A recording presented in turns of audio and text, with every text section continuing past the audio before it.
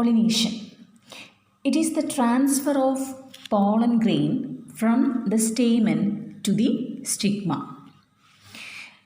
Here you can see the pollen grains are coming from this anther and they will land down to the stigma, and that process is called pollination. Transfer of pollen from the anther to the stigma is called pollination. Pollination is of two types. They are self-pollination and cross-pollination. In self-pollination, the pollen from the anther may fall onto the stigma of same flower or another flower of same plant. This is called self-pollination. Here, the pollen grains are either landed onto the stigma of same flower or it may fall onto the stigma of another flower of same plant. These are called self-pollination. But in cross-pollination, the pollen grains from the anther may fall onto the stigma of another flower of another plant. So this is called cross-pollination. So these are the three different types of pollination. Here you can see the self-pollination once more. Here the anther, it's breaking. The dehiscence of the anther will releases the pollen grains. The pollen grains will fall onto the stigma of same flower. This type of pollination is called autogamy. This type of pollination is called autogamy, where the pollen will fall onto the stigma of same flower. Then in the case of the next case, here you can see the pollen. It's coming from the anther and that pollen are falling onto the stigma of another flower of same plant. The pollen from the anther falling onto the stigma of another flower of same plant. And this type of pollination is called Geitenogamy.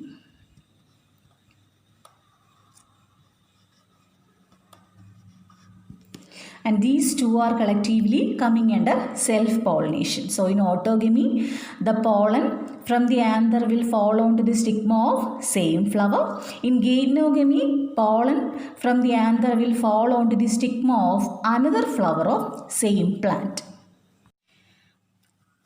Both autogamy and Geitenogamy are coming under self-pollination, but Geitenogamy is known as functionally cross-pollination and genetically self-pollination.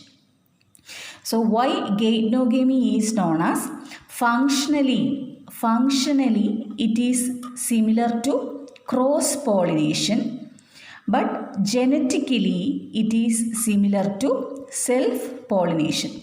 Why it is genetically similar to self-pollination? Because it is happening within same plants, because the pollen is coming from the same plant. So this is genetically similar to that of self-pollination. No variation will happen because it is happening within same parent. But functionally it is cross-pollination. Why? A pollinating agent is required. Either a biotic agent or abiotic agent. Here you can see a biotic agent. Bee can be seen here. Either with the help of biotic agent or abiotic agent, this pollen grains will fall onto the stigma. Either with the help of bee, butterfly like a biotic agents, or with the help of wind, water like a abiotic agents. So for the transfer of pollen grains, it requires agents. So this is called functionally similar to cross-pollination and genetically similar to self-pollination. What are the conditions necessary for autogamy? In order to do autogamy, the plant will show following features. First one, the flower should be a bisexual one. So the production of bisexual flower is to promote autogamy. Then the second condition is position of anther and stigma should be close to each other. Here you can see the position of anther and stigma is very close to each other. Then only what will happen, this pollen can land on the stigma. Suppose if the stigma is too longer than this anther, this autogamy cannot happen.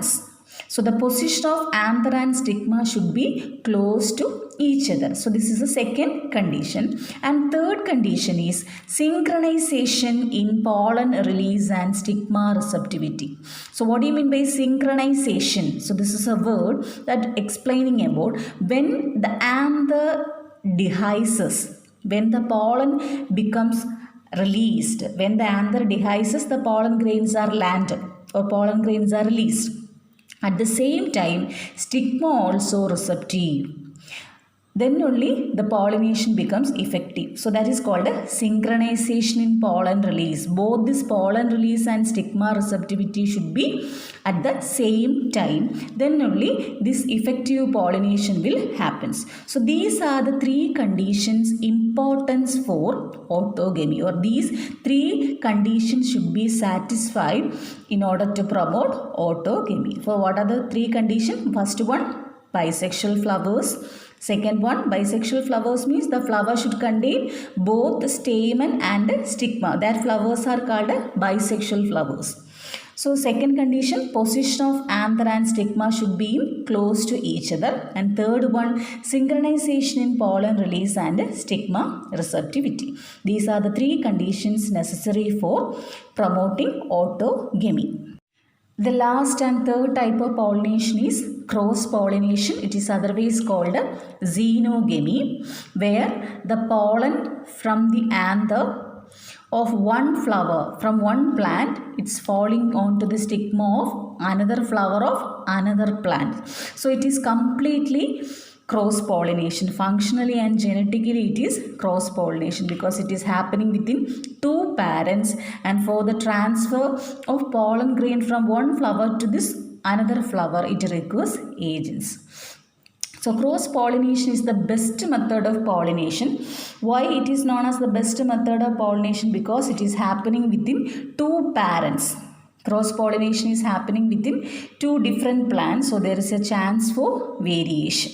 So of the three types of pollination, autogamy, Geitenogamy and Xenogamy, Xenogamy is the best one because it brings variation. So these are the three types of or three mode of pollinations: autogamy, Geitenogamy, Xenogamy. Autogamy means transfer of pollen from the anther to the stigma of same flower. Then Geitenogamy means transfer of pollen from the anther to the stigma of another flower of same plant. And Xenogamy is the transfer of pollen from the anther to the stigma of another flower of another plant. Of these three methods, which is the best one? Xenogamy is the best one because it is happening within two parents, so it will bring variation. So Xenogamy is the best method of pollination. Next we can study Xenogamy and self-pollination. Here you can see the pictures of three plants: Commelina, Viola and Oxalis. These plants have speciality that have both chasmogamous and cleistogamous flowers. What do you mean by chasmogamous and cleistogamous flowers? Chasmogamous flowers are the normal flowers. Here the stamen and stigma are well exposed like that of any other common flowers. Here you can see the chasmogamous flowers of Commelina that can be seen above the soil surface, while cleistogamous flowers are present below the soil surface, and these flowers do not open at all time. Before the flower get open, anther wall dehisces and the pollen will fall onto the stigma.